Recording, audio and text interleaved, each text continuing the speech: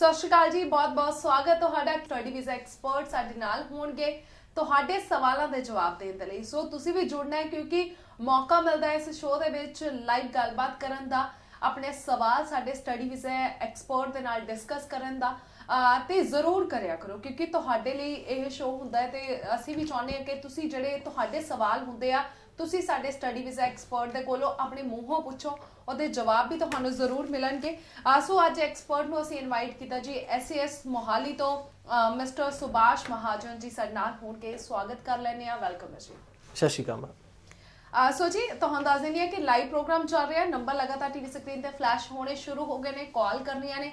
By chance call miss ਹੋ ਜਾਂਦੀ ਹੈ ਤੇ ਤੁਸੀਂ ਅਦਰਵਾਈਜ਼ ਸ਼ੋਅ ਤੋਂ ਬਾਅਦ ਵੀ ਕਾਲ ਕਰ ਸਕਦੇ ਹੋ, ਆਫਿਸ ਦੇ ਵਿੱਚ ਵੀ ਵਿਜ਼ਿਟ ਕਰ ਸਕਦੇ ਹੋ। ਸੋ ਕਿੰਜਵਾ ਪ੍ਰਦੇਸ਼ ਸਾਡਾ ਫੇਸਬੁੱਕ ਪੇਜ ਵੀ ਹੈਗਾ ਆ, ਜੇਕਰ ਬਾਈ ਚਾਂਸ ਮਿਸ ਕਰ ਦਿੰਦੇ ਹੋ ਪ੍ਰੋਗਰਾਮ ਤੇ ਉੱਥੇ ਵੀ ਤੁਸੀਂ ਜਾ ਕੇ ਚੈੱਕ ਕਰ ਸਕਦੇ ਹੋ ਤੇ ਕਮੈਂਟ ਦੇ ਜ਼ਰੀਏ ਆਪਣੇ ਸਵਾਲ ਵੀ ਪੁੱਛ ਸਕਦੇ ਹੋ। ਸੋ ਸੁਭਾਸ਼ ਜੀ, ਸਭ ਤੋਂ ਪਹਿਲਾਂ ਮੈਂ ਹੁਣ ਆਸਟ੍ਰੇਲੀਆ ਤੋਂ ਸ਼ੁਰੂਆਤ ਕਰਾਂਗੀ ਕਿਉਂਕਿ 2 ਸਾਲਾਂ ਬਾਅਦ ਆਲਮੋਸਟ ਫਲਾਈਟਸ ਓਪਨ ਹੋਈਆਂ ਨੇ, ਹਨਾ। ਸੋ ਕੀ ਕਹਿਣਾ ਚਾਹੋਗੇ, ਹੁਣ ਫਲਾਈਟਸ ਤਾਂ ਓਪਨ ਹੋ ਗਈਆਂ ਪਰ ਬੱਚਿਆਂ ਦੇ ਵੀਜ਼ੇ ਪ੍ਰੋਪਰਲੀ ਓਪਨ ਹੋ ਗਏ?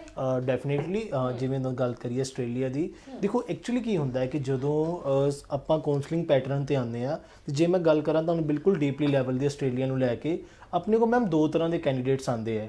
ਇੱਕ ਹੁੰਦਾ ਯਾਰ ਕਿਸੇ ਵੀ ਕੰਟਰੀ ਹੋ ਜਾਏ, ਚਾਹੇ ਆਸਟ੍ਰੇਲੀਆ ਇਧਰ ਕੈਨੇਡਾ, ਇੱਕ ਹੁੰਦਾ ਯਾਰ ਜਾਣਾ ਹੀ Australia, stick to the one country, ਜਾਣਾ ਹੀ ਉੱਥੇ ਹੈ। ਸੋ ਜੋ ਬੱਚੇ ਕਾਫੀ ਦੇਰ ਤੋਂ ਆਪਣੀ ਡ੍ਰੀਮ ਕੰਟਰੀ ਨੂੰ ਲੈ ਕੇ ਕਿਊ ਦੇ ਵਿੱਚ ਖੜੇ ਸੀ, ਉਹਨਾਂ ਲਈ ਕਹਿ ਲਓ ਕਿ ਕੰਟਰੀ ਓਪਨ ਹੋ ਗਈ ਹੈ। ਔਰ ਇਸ ਟਾਈਮ ਸਭ ਤੋਂ ਵੱਡੀ ਗੱਲ ਹੈ ਕਿ ਜੇ ਆਸਟ੍ਰੇਲੀਆ ਆਪਣਾ ਉਪਰਾਲਾ ਲੈ ਕੇ ਆਇਆ, ਔਰ ਹਾਰਡਲੀ ਤੁਸੀਂ ਮੰਨੋਗੇ ਨਹੀਂ, ਜੇ ਅਸੀਂ ਅੱਜ ਫਾਈਲ ਲਾ ਰਹੇ ਹਾਂ ਤੇ ਵਿਦਿਨ 72 ਆਵਰਸ 3 ਦਿਨ ਦੇ ਵਿੱਚ ਆਪਾਂ ਨੂੰ ਰਿਜ਼ਲਟ ਗੈਟ ਕਰ। ਦੇਖੋ ਐਕਚੁਅਲੀ ਕੀ ਸੀ, ਜੇ ਕਹਿ ਲਓ ਕਿ ਉਹਦੀ ਵੀ ਦੁਕਾਨਦਾਰੀ ਸੀ ਜੋ ਕਾਫੀ ਘਾਟਾ ਚੱਲ ਰਿਹਾ ਉਹਨਾਂ ਨੇ ਤੇ ਉਹ ਬੰਦ ਸੀ। ਹੁਣ ਜਦੋਂ ਆਸਟ੍ਰੇਲੀਆ ਰੀਓਪਨ ਆਇਆ ਤਾਂ ਆਪਣੇ ਘਾਟੇ ਨੂੰ ਵੀ ਪੂਰਾ ਕਰੂਗਾ ਔਰ ਆਪਾਂ ਨੂੰ ਕਹਿ ਲਓ ਕਿ ਬਲਕ ਦੇ ਵਿੱਚ ਵੀਜ਼ਾਸ ਦਊਗਾ। ਹੁਣ ਗੱਲ ਕਰੀਏ, ਜਿਵੇਂ ਤੁਸੀਂ ਕਿਹਾ ਕਿ ਆਸਟ੍ਰੇਲੀਆ ਦਾ ਟਰੈਵਲ ਸਟਾਰਟ ਹੋ ਗਿਆ, ਹੁਣ ਐਕਚੁਅਲੀ ਕੰਸਰਨ ਕੀ ਹੈ ਕਿ ਆਫਟਰ ਕੋਵਿਡ ਤੋਂ ਬਾਅਦ ਜਿਹੜਾ ਆਪਣਾ ਪੂਰਾ ਸਟੱਡੀ ਵੀਜ਼ਾ ਦਾ ਪ੍ਰੋਸੈਸ ਹੈ, ਉਹਨੂੰ ਮੈਂ ਅਕੋਰਡਿੰਗ ਟੂ ਮਾਈਨ ਐਕਸਪੀਰੀਅੰਸ ਮੈਨੂੰ 2 ਹਿੱਸਿਆਂ ਦੇ ਵਿੱਚ ਡਿਵਾਈਡ ਕੀਤਾ ਪਿਆ। ਪਹਿਲਾ ਮੇਰਾ ਹਿੱਸਾ ਮੈਂ ਇਹਨੂੰ ਕੰਸੀਡਰ ਕਰਦਾ ਕਿ ਟੁਵਾਰਡਸ ਯੂਰ ਫਾਈਲਿੰਗ, ਕਿ ਤੁਸੀਂ ਵੀਜ਼ਾ ਫਾਈਲ ਕਰਕੇ ਹਾਈ ਕਮਿਸ਼ਨ ਤੋਂ ਆਪਣਾ ਰਿਜ਼ਲਟ ਲੈਂਦੇ ਹੋ ਪੋਜ਼ਿਟਿਵ। ਦੂਸਰਾ ਪ੍ਰੋਸੈਸ ਆਉਂਦਾ ਤੁਹਾਡਾ ਟਰੈਵਲ ਐਡਵਾਈਜ਼ਰੀ, ਕਿ ਯਾਰ ਵੀਜ਼ਾ ਲੈਣ ਤੋਂ ਬਾਅਦ ਕਿਆ ਤੁਹਾਨੂੰ ਉਹ ਕੰਟਰੀ ਟਰੈਵਲ ਦੇ ਲਈ ਪਰਮਿਟ ਕਰ ਰਹੀ ਹੈ ਜਾਂ ਨਹੀਂ ਕਰ ਰਹੀ। ਹੁਣ ਜੇ ਮੈਂ ਗੱਲ ਕਰ ਹੀ ਰਿਹਾ ਆਸਟ੍ਰੇਲੀਆ ਦੀ, ਤਾਂ ਆਸਟ੍ਰੇਲੀਆ ਦੇ ਵਿੱਚ ਜਿਹੜਾ ਪਹਿਲਾ ਮੇਜਰ ਕੰਸਰਨ ਹੁੰਦਾ ਹੈਗਾ ਕਿ ਜੇ ਤੁਸੀਂ ਫੁੱਲੀ ਵੈਕਸੀਨੇਟਿਡ ਹੋ ਤੇ then you are eligible for the travel. ਔਰ ਦੂਸਰਾ, ਇਸ ਟਾਈਮ ਆਸਟ੍ਰੇਲੀਆ ਨੇ ਇੱਕ ਫਾਰਮ ਰੱਖਿਆ ATD ਫਾਰਮ, ਜਿਹਨੂੰ ਕਹਿੰਦੇ ਆ Australia travel departure. Before your travelling ਤੁਹਾਡੀ 48 ਘੰਟੇ ਪਹਿਲੇ ਦੀ ਕੋਵਿਡ ਦੀ ਨੈਗੇਟਿਵ ਦੀ ਰਿਪੋਰਟ, ਉਹ ਕਹਿ ਲਓ ਕਿ ਕਰੋਨਾ ਵਾਇਰਸ ਦੇ ਰਿਗਾਰਡਿੰਗ ਹੋਣੀ ਚਾਹੀਦੀ ਹੈ ਔਰ ATD ਫਾਰਮ ਪੂਰਾ ਫਿਲ ਹੋਏਗਾ, ਦੈਨ ਤੁਹਾਨੂੰ ਇਮੀਗ੍ਰੇਸ਼ਨ ਅਲੋ ਕਰੂਗਾ ਟਰੈਵਲ ਦੇ ਲਈ। ਓਕੇ, ਸੋ ਜੀ ਕਾਲਸ ਵੀ ਆਉਣੀਆਂ ਸ਼ੁਰੂ ਹੋ ਗਈਆਂ ਨੇ, ਪਹਿਲਾ ਕਾਲ ਚੱਕਦੇ ਹਾਂ। ਹੈਲੋ, ਸਤਿ ਸ਼੍ਰੀ ਅਕਾਲ ਜੀ, ਕੌਣ ਗੱਲ ਕਰ ਰਹੇ ਹੋ? ਹਾਂਜੀ, ਕੌਣ ਗੱਲ ਕਰ ਰਹੇ ਹੋ, ਕਿੱਥੋਂ ਗੱਲ ਕਰ ਰਹੇ ਹੋ ਤੇ ਸਵਾਲ ਕੀ ਹੈ? ਆਸਟ੍ਰੇਲੀਆ ਸਟੱਡੀ ਵੀਜ਼ਾ ਦੇ ਲਈ ਪੁੱਛਣਾ ਸੀਗਾ। ਪੁੱਛੋ ਜੀ। ਹਾਂਜੀ, ਐਕਚੁਅਲੀ ਮੈਂ ਪੁੱਛਣਾ ਸੀਗਾ ਕਿ ਗ੍ਰੈਜੂਏਸ਼ਨ ਤੋਂ ਬਾਅਦ ਮਤਲਬ 6 not less than 5.51 ਪੜ੍ਹੀ ਹੁੰਦੇ ਵਿੱਚ ਮੈਂ ਫਾਈਲ ਲਗਾ ਸਕਦੀ ਹਾਂ? ਓਕੇ, ਸੋ ਗ੍ਰੈਜੂਏਸ਼ਨ ਚੋਂ ਕਿੰਨੇ ਪਰਸੈਂਟ ਮਾਰਕਸ ਆਏ ਨੇ ਤੁਹਾਡੇ?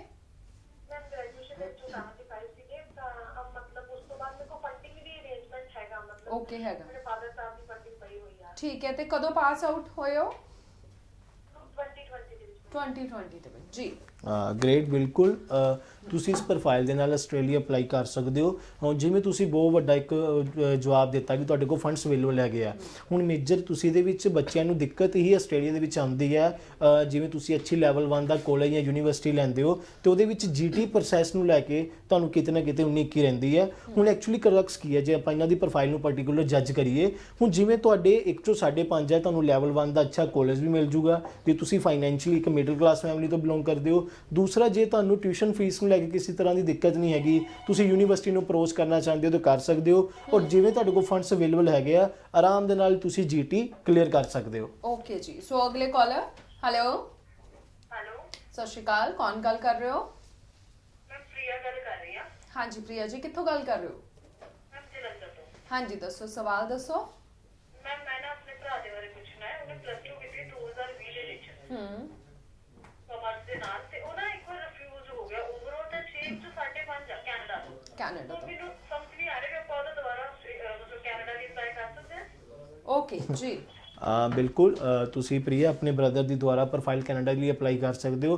ਪਰ ਲੇਕਿਨ ਮੇਜਰ ਕਰਕਸ ਹੀ ਇੱਥੇ ਹੈ ਜੋ ਅੱਜ ਦਾ ਮੈਂ ਜੋ ਮੇਜਰ ਕਹਿ ਲਓ ਕਿ ਹੋਰ ਟੌਪਿਕ ਰੱਖਣਾ ਚਾਹੁੰਦਾ ਰੀਅਪਲਾਈ ਸਟੂਡੈਂਟ ਨੂੰ ਜੋ ਬੱਚੇ ਰਿਫਿਊਜ਼ਡ ਹੋ ਗਏ ਆ ਉਹ ਦੁਬਾਰਾ ਕਿਵੇਂ ਆਪਣੀ ਇਸ ਫਾਈਟ ਦੇਖੋ ਨਾ ਜਦੋਂ ਬੱਚਾ ਰਿਫਿਊਜ਼ ਹੋ ਜਾਂਦਾ 105 ਦੇ ਨਾਲ ਤੇ ਸਾਨੂੰ ਵੀ ਇੱਕ ਬੜਾ ਕਹਿ ਲਓ ਕਿ ਐਜ਼ ਅ ਹਿਊਮੈਨਿਟੀ ਬੜਾ ਫੀਲ ਹੁੰਦਾ ਹੈ ਕਿ ਯਾਰ ਬੱਚਾ ਇੰਨਾ ਹਾਰਡ ਵਰਕਿੰਗ ਸੀ ਸਾਰਿਆਂ ਚੋਂ 6 ਤੇ ਆ ਗਏ ਯਾਰ ਇੱਕ ਮੋਡਿਊਲ ਚੋਂ 5.5 ਰਹਿ ਗਏ ਔਰ ਕਿਤੇ ਨਾ ਕਿਤੇ ਬੱਚੇ ਦਾ ਇੱਕ ਨਾ ਰਿਦਮ ਟੁੱਟ ਜਾਂਦਾ ਫਾਈਨੈਂਸ਼ੀਅਲੀ ਵੀ ਲੌਜੀਕਲੀ ਵੀ ਔਰ ਇਕਨੋਮਿਕਲੀ ਵੀ ਕਿ ਜਦੋਂ ਰਿਫਿਊਜ਼ ਹੋ ਜਾਂਦਾ ਤੇ ਫਿਰ ਅਸੀਂ ਆਪਣੇ ਦਿਮਾਗ 'ਚ ਆਉਂਦਾ ਯਾਰ ਇੱਕ ਵਾਰ ਤਾਂ ਰਿਫਿਊਜ਼ ਹੋ ਗਿਆ ਕਿ ਦੁਬਾਰਾ ਸਾਨੂੰ ਕੰਟਰੀ ਵੈਲਕਮ ਕਰੂਗੀ ਜਾਂ ਨਹੀਂ ਕਰੂਗੀ। ਆਪਾਂ ਇੱਕ ਚੀਜ਼ ਨੂੰ ਸਮਝੀਏ ਰਿਫਿਊਜ਼ ਮੀਨਸ ਕੀ ਹੈਗਾ ਕਿ ਤੁਹਾਡੀ ਵੀਜ਼ਾ ਆਫੀਸਰ ਨੂੰ ਮੀਨਸ ਉਸ ਕੰਟਰੀ ਦੀ ਹਾਈ ਕਮਿਸ਼ਨ ਨੂੰ ਤੁਹਾਡੀ ਜਿਹੜੀ ਫਾਈਲ ਦੀ ਰਿਪਰੈਜ਼ੈਂਟੇਸ਼ਨ ਹੈ ਉਹ ਪਸੰਦ ਨਹੀਂ ਆਈ you are the welcome for the reapply ਕਿ ਤੁਸੀਂ ਆਪਣੀ ਉਸ ਪ੍ਰੋਫਾਈਲ ਨੂੰ ਜੋ ਤੁਹਾਨੂੰ ਉਹਨਾਂ ਨੇ ਜਜਮੈਂਟ ਦਿੱਤੀ ਹੈ ਉਸ ਚੀਜ਼ ਨੂੰ ਤੁਸੀਂ ਪੁਆਇੰਟ ਆਊਟ ਕਰ ਸਕਦੇ ਹੋ। ਹੁਣ ਐਕਚੁਅਲੀ ਕੰਸਰਨ ਕੀ ਰਹੂਗਾ ਪ੍ਰਿਆ ਤੁਹਾਡੇ ਬ੍ਰਦਰ ਦੀ ਪ੍ਰੋਫਾਈਲ ਦੇ ਰਿਗਾਰਡਿੰਗ ਇਹਦੇ ਵਿੱਚ ਜੋ ਤੁਹਾਡੇ ਲਾਸਟ ਏਜੰਟ ਨੇ ਤੁਹਾਡੀ ਫਾਈਲਿੰਗ ਕੀਤੀ ਹੈ ਜੋ ਤੁਹਾਡੇ ਉਹਨਾਂ ਨੇ ਐਪਲੀਕੇਸ਼ਨਸ ਫਾਰਮ ਫਿਲ ਅਪ ਕੀਤੇ ਹੈ ਉਹ ਸਾਨੂੰ ਪ੍ਰੋਪਰਲੀ ਚਾਹੀਦੇ ਹੋਣਗੇ ਤੁਹਾਡੀ ਐਸਓਪੀ ਚਾਹੀਦੀ ਹੋਏਗੀ ਤਾਂ ਜੋ ਪਾਰਟਿਕੂਲਰ ਦੇਖੋ ਐਕਚੁਅਲੀ ਕੰਸਰਨ ਕੀ ਹੈ ਜੋ ਅਸੀਂ ਇੱਕ ਵਾਰੀ ਤੁਹਾਡੀ ਐਪਲੀਕੇਸ਼ਨਸ ਫਾਰਮ ਲਾਈਨ ਅਪ ਕਰ ਦਿੱਤੇ ਹਾਈ ਕਮਿਸ਼ਨ 'ਚ ਕੱਲ ਨੂੰ ਕਹੀਏ ਕਿ ਉਹਨੂੰ ਅਸੀਂ ਓਵਰਲੈਪ ਕਰਕੇ ਵੀਜ਼ਾ ਗ੍ਰਾਂਟ ਕਰੀਏ ਤੇ ਉਹ ਤੁਹਾਡੇ ਲਈ ਇੱਕ ਨੁਕਸਾਨਦੇਹੀ ਹੈ। ਸੋ ਐਕਚੁਅਲੀ ਕੰਸਰਨ ਕਿੱਥੇ ਆਊਗਾ ਤੁਸੀਂ ਆਰਾਮ ਦੇ ਨਾਲ 105 ਦੇ ਨਾਲ ਕੈਨੇਡਾ ਰੀਅਪਲਾਈ ਕਰ ਸਕਦੇ ਹੋ ਔਰ ਅੱਛਾ ਰਿਜ਼ਲਟ ਵੀ ਗੈਟ ਕਰੋਗੇ ਤੁਸੀਂ। ਬਿਲਕੁਲ ਜੀ। ਅੱਛਾ 5.5 ਤੁਹਾਨੂੰ ਨਹੀਂ ਲੱਗਦਾ ਕਿਉਂਕਿ ਕੈਨੇਡਾ ਦੇ ਵਿੱਚ ਆਲਰੇਡੀ ਬਹੁਤ ਪੈਂਡਿੰਗ ਚੱਲ ਰਹੀਆਂ ਹਨਾ ਹੁਣ ਜਨਵਰੀ ਇਨਟੇਕ ਸੀਗਾ ਹਜੇ ਤੱਕ ਬੱਚਿਆਂ ਦੇ ਰਿਜ਼ਲਟ ਹੀ ਨਹੀਂ ਆਏ ਸੋ ਤੁਹਾਨੂੰ ਨਹੀਂ ਲੱਗਦਾ ਕਿਤੇ ਨਾ ਕਿਤੇ ਕੰਟਰੀ ਜਿਹੜੀ ਕੈਨੇਡਾ ਹੈਗੀ ਆ ਜਿੱਥੇ ਇੰਨੀਆਂ ਫਾਈਲਾਂ ਹੋ ਗਈਆਂ ਨੇ ਉਹ 6 6.5 ਮਤਲਬ ਕਿ ਵਧੀਆ ਬੱਚਿਆਂ ਨੂੰ ਫਰਸਟ ਪ੍ਰੈਫਰੈਂਸ ਦੇਗੀ 5.5 ਵਾਲਿਆਂ ਨੂੰ ਬਾਅਦ ਦੇ ਵਿੱਚ ਦੇਖੋ ਐਕਚੁਅਲੀ ਕੰਸਰਨ ਕੀ ਹੈ ਜਦੋਂ ਤੁਸੀਂ ਗੱਲ ਆਪਾਂ ਬੈਂਕ ਸਕੋਰ ਦੇ ਨਾਲ ਕੰਪਨੀ ਦੇ ਜਾਂ ਕੰਟਰੀ ਦੇ ਪ੍ਰੋਸੈਸ ਨੂੰ ਅਸੀਂ ਕੰਪੈਰੀਜ਼ ਕਰਦੇ ਹਾਂ ਕਿਤੇ ਨਾ ਕਿਤੇ ਉਹ ਚੀਜ਼ ਗਲਤ ਹੈ। ਦੇਖੋ ਕਿਆ ਅੰਬੈਸੀ ਕੈਨੇਡਾ ਦੀ ਅੰਬੈਸੀ 6.5 ਤੇ ਆਪਾਂ ਨੂੰ ਰਿਫਿਊਜ਼ ਨਹੀਂ ਕਰ ਰਹੀ 6 ਤੇ ਰਿਫਿਊਜ਼ ਨਹੀਂ ਕਰ ਰਹੀ 7 ਬੈਂਡ ਤੇ ਰਿਫਿਊਜ਼ ਨਹੀਂ ਕਰ ਰਹੀ ਡਿਪੈਂਡ ਕਰਦੀ ਹੈ ਕਿ ਚਾਹੇ ਤੁਸੀਂ 5.5 ਦੇ ਨਾਲ ਉਸ ਕੰਟਰੀ ਨੂੰ ਟੱਚ ਕਰ ਰਹੇ ਹੋ ਚਾਹੇ ਕਹਿ ਲਓ ਕਿ 6 ਇੰਚ ਨਾਲ ਚਾਹੇ 7 ਦੇ ਨਾਲ ਜੋ ਉਸ ਹਾਈ ਕਮਿਸ਼ਨ ਦਾ ਉਸ ਕੰਟਰੀ ਦਾ ਪ੍ਰੋਸਪੈਕਟ ਹੈ ਜੋ ਐਲੀਜੀਬਿਲਟੀ ਹੈ ਜੇ ਤੁਸੀਂ ਉਸ ਚੀਜ਼ ਨੂੰ ਫੋਲੋ ਕਰ ਰਹੇ ਹੋ definitely you get a success. Actually concern ਕੀ ਹੈ ਕਿ ਸਾਡੇ ਲੋਕਾਂ ਦੀ ਗਲਤੀ ਪੁਆਇੰਟ ਆਊਟ ਕਿੱਥੇ ਹੈ ਹੁਣ ਇੱਕ ਨਾ ਪੰਜਾਬੀ 'ਚ ਕਹਾਵਤ ਹੈ ਕਿ ਜਿੰਨੀ ਚੱਦਰ ਹੈ ਉਨੇ ਪੈਰ ਫਸਾਰੀਏ। ਹੁਣ ਐਕਚੁਅਲੀ ਕੀ ਹੈ ਜੇ ਮੇਰੇ ਓਵਰਆਲ 6 ਹੈ 1 ਚੋਂ 5.5 ਹੈ ਤੇ ਯਾਰ ਕਿਉਂ ਨਾ ਮੈਂ ਪ੍ਰੋਗਰਾਮ ਚੂਜ਼ ਕਰਾਂ ਕਿ ਜਿਹਦੀ ਮੇਰੀ ਅਕੈਡਮਿਕ ਰਿਕੁਆਇਰਮੈਂਟ ਪਲੱਸ ਮੇਰੇ ਇੰਗਲਿਸ਼ ਐਫੀਸ਼ੀਐਂਸੀ ਦੀ ਰਿਕੁਆਇਰਮੈਂਟ ਮੀਟ ਹੋ ਰਹੀ ਹੈ। ਹੁਣ ਮੈਂ ਪ੍ਰੋਗਰਾਮ ਨੂੰ ਹੱਥ ਪਾ ਲੂੰਗਾ 6 ਇੰਚ ਵਾਲੇ ਨੂੰ ਬਾਈ ਡਿਫਾਲਟ ਅੱਜ ਵੀ ਰਿਫਿਊਜ਼ ਆ ਤੇ ਕੱਲ ਵੀ ਰਿਫਿਊਜ਼ ਆ ਹੋਏਗਾ। ਬਿਲਕੁਲ ਜੀ। ਅਗਲੇ ਕਾਲਰ ਹੈਲੋ ਸਤਿ ਸ਼੍ਰੀ ਅਕਾਲ ਜੀ। ਸਤਿ ਸ਼੍ਰੀ ਅਕਾਲ ਜੀ ਕੌਣ ਗੱਲ ਕਰ ਰਹੇ ਹੋ? ਮੈਡਮ ਮਿੰਟੂ ਗੱਲ ਕਰ ਰਿਹਾ ਸੀ ਜਲੰਧਰ ਤੋਂ। ਹਾਂਜੀ ਮਿੰਟੂ ਜੀ ਸਵਾਲ ਦੱਸੋ ਕੀ ਹੈ? ਮੈਂ ਸਰ ਤੋਂ ਇਹ ਪੁੱਛਣਾ ਚਾਹੁੰਦਾ ਜੀ ਮੇਰੀ ਬਿਟੀਆ ਨੇ +2 ਕਰੀ ਹੈ ਜੀ ਹੁਣੇ ਇਸੇ ਸਾਲ ਓਕੇ ਤੇ +2 ਹੋਈ ਹੈ ਕਮਰਸ ਦੇ ਨਾਲ ਜੀ ਤੇ ਬਿਟੀਆ ਨੇ ਪੀਟੀ ਕਰਿਆ ਮੈਡਮ। ਅੱਛਾ ਠੀਕ ਹੈ ਤੇ ਬਿਟੀਆ ਦਾ ਪੀਟੀ ਦੇ ਵਿੱਚ ਓਵਰਆਲ ਕਹਿੰਦੇ ਬੱਚੇ 6 ਆਏ ਨੇ ਠੀਕ ਹੈ ਉਹ ਇੱਕ ਮੋਡਿਊਲ 'ਚ 5.5 ਰਹਿ ਗਿਆ ਤੇ ਇਹ ਪ੍ਰੋਫਾਈਲ ਆਪਾਂ ਕਿੱਥੇ ਦੀ ਲਾ ਸਕਦੇ ਕਿੱਥੇ ਬਿਟੀਆ ਦਾ ਵੀਜ਼ਾ ਆਉਂਦਾ ਤੇ ਘੱਟ ਪੈਸੇ ਚਾਹੀਦੇ ਨੇ ਘੱਟ ਪੈਸੇ ਤੇ ਕੋਈ ਜ਼ਿਆਦਾ ਨਹੀਂ ਹੈਗਾ ਮੈਂ 5-7 ਲੱਖ ਲਾ ਸਕਦਾ। ਅੱਛਾ ਗ੍ਰੈਜੂਏਸ਼ਨ ਜੋ ਮਾਰਕਸ ਕਿੰਨੇ ਪਰਸੈਂਟ ਨੇ? ਆਪਾਂ +2 ਕਰੀਏ ਮੈਡਮ ਬਿਟੀਆ ਨੇ ਇਸੇ ਸਾਲ ਓਕੇ ਓਕੇ ਠੀਕ ਹੈ ਜੀ ਗ੍ਰੈਜੂਏਸ਼ਨ ਨਹੀਂ ਹੈਗੀ ਜੀ। ਟੀਵੀ ਸਕਰੀਨ ਤੇ ਤੁਸੀਂ ਆਨਸਰ ਸੁਣ ਸਕਦੇ ਹੋ ਜੀ ਮਿੰਟੂ ਜੀ ਬਿਲਕੁਲ ਜਿੱਦਾਂ ਤੁਸੀਂ ਗੱਲ ਕੀਤੀ ਹੈ ਕਿ ਪੀਟੀ ਦੇ ਨਾਲ ਬਿਲਕੁਲ ਇਹ ਬਹੁਤ ਵੱਡਾ ਆਨਸਰ ਹੈਗਾ ਕਿ ਬੱਚੇ ਵਰੀਡ ਹੁੰਦੇ ਯਾਰ ਪੀਟੀ ਕਰ ਲਈ ਕਿਆ ਸਿਰਫ ਅਸੀਂ ਆਸਟ੍ਰੇਲੀਆ ਨਿਊਜ਼ੀਲੈਂਡ ਹੀ ਰਹਿ ਗਏ ਨਹੀਂ ਦੈਟਸ ਆਪਾਂ ਇਸ ਚੀਜ਼ ਨੂੰ ਸਮਝੀਏ ਪੀਟੀ ਆਈਲੈਟਸ ਹੈ ਟੋਫਲ ਹੈ ਜੀਮੈਟ ਹੈ ਡਲਿੰਗੋ ਹੈ ਇਹ ਜਸਟ ਤੁਹਾਡਾ ਇੱਕ ਇੰਗਲਿਸ਼ ਪ੍ਰੋਫੀਸ਼ੀਐਂਸੀ ਐਗਜ਼ਾਮ ਹੈਗਾ ਕਿ ਤੁਸੀਂ ਉਸ ਕੰਟਰੀ ਦੀ ਇੰਗਲਿਸ਼ ਐਫੀਸ਼ੀਐਂਸੀ ਨੂੰ ਕਿੰਨਾ ਕੁ ਟੱਚ ਕਰ ਰਹੇ ਹੋ। ਹੁਣ ਰਹੀ ਗੱਲ ਜਿਵੇਂ ਤੁਸੀਂ ਕਹਿ ਰਹੇ ਹੋ ਕਿ ਬਜਟ ਨੂੰ ਲੈ ਕੇ ਇਹ ਕਾਫੀ ਜ਼ਿਆਦਾ ਇੱਕ ਵੱਡਾ ਕੁਐਸਚਨ ਮਾਰਕ ਹੈਗਾ ਜਿਵੇਂ ਤੁਸੀਂ ਇਸ ਨੂੰ ਬਿਲਕੁਲ ਟਰਾਂਸਪੈਰੈਂਸੀ 'ਚ ਕਲੀਅਰ ਕਰ ਦਿੱਤਾ ਕਿ ਤੁਹਾਡੇ ਕੋਲ ਜਸਟ 5-7 ਲੱਖ ਦਾ ਤੁਸੀਂ ਬਜਟ ਹੈਗਾ। ਸੋ ਡੈਫੀਨੇਟਲੀ ਮਿੰਟੂ ਜੀ ਤੁਸੀਂ ਇਹਦੇ ਨਾਲ ਆਪਣੀ ਗੁੱਡੀਆ ਦੀ ਜਿਹੜੀ ਪ੍ਰੋਫਾਈਲ ਹੈਗੀ ਹੈ ਆਸਟ੍ਰੇਲੀਆ ਲੋਕ ਕਰੋ ਵੈਸੇ ਤਾਂ ਤੁਸੀਂ ਕੈਨੇਡਾ ਵੀ ਕਰ ਸਕਦੇ ਹੋ। ਆਸਟ੍ਰੇਲੀਆ 5-6 ਲੱਖ 'ਚ ਪੋਸੀਬਲ ਹੈ? ਡੈਫੀਨੇਟਲੀ ਅੱਛੇ ਲੈਵਲ 1 ਦੇ ਕਾਲਜਸ ਹੈਗੇ ਆ ਜਿਨ੍ਹਾਂ ਦੀ ਜਿਹੜਾ ਐਨੂਅਲ ਫੀਸ ਸਟਰਕਚਰ ਹੀ ਜੇ ਮੰਨ ਕੇ ਚੱਲੀਏ ਕਿ $9,000 ਤੋਂ ਲੈ ਕੇ $12,000 ਹੈਗਾ ਬਟ ਜੋ ਇਹ ਤੁਹਾਨੂੰ ਕੋਸਟਿੰਗ ਮਿਲੂਗੀ within a city centre ਨਹੀਂ ਮਿਲੂਗੀ ਤੁਹਾਨੂੰ ਉੱਥੋਂ ਥੋੜਾ ਸਵਿਚ ਕਰਨਾ ਪਊਗਾ ਰੀਜਨਲ ਏਰੀਆ ਦੇ ਰਿਗਾਰਡਿੰਗ। ਜੇ ਮੈਂ ਕਹਾਂ ਕਿ within a city centre Melbourne ਤੁਹਾਨੂੰ ਮਿਲ ਜੇ ਦੈਟਸ ਨਾਟ ਸ਼ੋਰ। ਸੋ ਇਹਦੇ ਲਈ ਤੁਹਾਨੂੰ ਜੇ ਤੁਸੀਂ ਵਿਕਟੋਰੀਆ ਕਿਸੇ ਵੀ ਪ੍ਰੋਵਿੰਸ ਨੂੰ ਅਪਰੋਚ ਕਰਦੇ ਹੋ ਤੇ ਤੁਹਾਨੂੰ ਰੀਜਨਲ ਏਰੀਆ ਅਟਲਾਂਟਿਕ ਸਾਈਡ ਜਾਣਾ ਪਊਗਾ, ਲਾਈਕ ਜਿਵੇਂ ਕਹਿ ਲਓ ਜ਼ਿਲੋਂਗ 'ਚ ਜਾਓ, ਗੋਲਡ ਕੋਸਟ 'ਚ ਜਾਓ, ਤੁਹਾਨੂੰ ਆਰਾਮ ਨਾਲ ਤੁਹਾਨੂੰ ਇਸ ਬਜਟ ਲੈਵਲ ਦੇ ਉੱਤੇ ਤੁਹਾਨੂੰ ਕਾਲਜ ਵੀ ਮਿਲ ਜੂਗਾ, ਅੱਛਾ ਲੈਵਲ ਬਣਦਾ, ਉਹ ਤੁਹਾਡਾ ਰਿਜ਼ਲਟ ਵੀ ਵਧੀਆ ਆਊਗਾ। ਜੀ ਬਿਲਕੁਲ ਜੀ। ਸੋ 5-6 ਲੱਖ ਦੇ ਵਿੱਚ ਆਸਟ੍ਰੇਲੀਆ ਮੈਂ ਵੀ ਪਹਿਲੀ ਵਾਰ ਸੁਣਿਆ, ਕਿਉਂਕਿ ਬਹੁਤ ਘੱਟ ਜਦੋਂ ਕਿਸੇ ਕੋਲ ਇੰਨਾ ਕੁ ਬਜਟ ਹੁੰਦਾ ਫਿਰ ਇਹ ਕਿਹਾ ਜਾਂਦਾ ਕਿ ਸ਼ੈਨਿੰਗਨ ਵੀਜ਼ਾ ਲਗਵਾ ਲਓ, ਯੂਰਪ ਦੀ ਕਿਸੇ ਕੰਟਰੀ ਦੇ ਵਿੱਚ ਦੇਖੋ ਚਲੇ ਐਕਚੁਅਲੀ ਜਾਓ। ਕੰਸਰਨ ਕੀ ਹੁੰਦਾ ਹੈ, ਇਹਨੂੰ ਕਹਿੰਦੇ ਆ ਟਾਈ ਅਪਸ। ਹੁਣ ਤੁਹਾਡੇ ਟਾਈ ਅਪਸ ਹੀ ਅੱਛੀ ਯੂਨੀਵਰਸਿਟੀਜ਼ ਨਾਲ ਹੈ। ਦੇਖੋ ਐਕਚੁਅਲੀ ਕੀ ਹੈ ਕਿ ਅਸੀਂ ਇੱਕ ਡਾਊਨ ਲੈਵਲ ਤੋਂ ਲੈ ਕੇ ਅਪ ਲੈਵਲ ਤੱਕ ਦੇ ਹਰ ਇੱਕ ਕਾਲਜਿਸ ਦੇ ਨਾਲ, ਕੋਰਸਿਸ ਦੇ ਨਾਲ, ਯੂਨੀਵਰਸਿਟੀਜ਼ ਦੇ ਨਾਲ ਟਾਈ ਅਪ ਰੱਖਦੇ ਆ, ਕਿਉਂਕਿ ਪੰਜੇ ਉਂਗਲੀਆਂ ਇੱਕ ਜੈਸੀਆਂ ਨਹੀਂ ਹੁੰਦੀਆਂ। ਹੁਣ ਅਸੀਂ ਕਹੀਏ ਕਿਸੇ ਕੋ 4 ਪੈਸੇ ਸਾਡੇ ਕੋਲ ਜੁੜੀ ਗੱਲ ਹੈ, ਦੈਟਸ ਨਾਟ ਸ਼ੋਰ, ਹੈ ਨਾ। ਬਿਲਕੁਲ ਬਿਲकुल ਜੀ। ਅਗਲੇ ਕਾਲਰ, ਹੈਲੋ। ਹਾਂਜੀ ਸਤਿ ਸ਼੍ਰੀ ਅਕਾਲ, ਕੌਣ ਗੱਲ ਕਰ ਰਹੇ ਹੋ? ਹਾਂਜੀ ਦੱਸੋ ਜੀ ਕੀ ਸਵਾਲ ਹੈ, ਕਿੱਥੋਂ ਗੱਲ ਕਰ ਰਹੇ ਹੋ? ਪੁੱਛੋ ਜੀ, ਸਵਾਲ ਕੀ ਹੈ? ਮੇਰਾ ਸਵਾਲ ਇਹ ਹੈ ਕਿ ਮੈਂ ਮੇਰੀ ਨਾ ਹੁਣੇ ਆਇਲਸ ਰੀਸੈਂਟਲੀ ਹੋਈ ਆ, ਮੇਰੇ ਬੀਐਸਸੀ ਨਰਸਿੰਗ ਕੀਤੀ ਹੋਈ ਆ, ਸੋ ਮੈਂ ਸਰ ਨੂੰ ਇਹ ਪੁੱਛਣਾ ਚਾਹੁੰਦੀ ਹਾਂ ਕਿ ਅਗਰ ਮੈਂ ਫੁੱਲ ਪ੍ਰੋਸੀਡ ਕਰਾਂਗੀ ਤਾਂ ਮੈਨੂੰ ਮਾਈ ਟੇਕ ਮਿਲ ਸਕਦਾ? ਕਿੱਥੋਂ ਦਾ ਚਾਹੁੰਦੇ ਹੋ, ਕਿਹੜੀ ਕੰਟਰੀ ਦਾ, ਤੇ ਆਇਲਸ ਤੋਂ ਕਿੰਨੇ ਬੈਂਡ ਨੇ? ਪ੍ਰੈਫਰੈਂਸ ਹੈਗੀ ਹੈ ਕੈਨੇਡਾ, ਅਗਰ ਕੈਨੇਡਾ ਮਾਈ ਟੇਕ ਨਹੀਂ ਮਿਲਦਾ ਸੋ ਮੈਂ ਸੈਕਿੰਡ ਆਪਸ਼ਨ ਆਸਟ੍ਰੇਲੀਆ ਰੱਖਿਆ, ਬਟ ਮੇਰੇ ਇੱਕ ਦੇ ਵਿੱਚ 5.5 ਨੇ, ਉਹ ਹੈਗੇ ਮੈਂ ਰੈਂਕਿੰਗ ਦੇ ਵਿੱਚ। ਓਕੇ ਜੀ। ਓਵਰਆਲ ਕਿੰਨੇ ਗੁੜੀ ਹੈ? ਓਵਰਆਲ ਕਿੰਨੇ ਨੇ?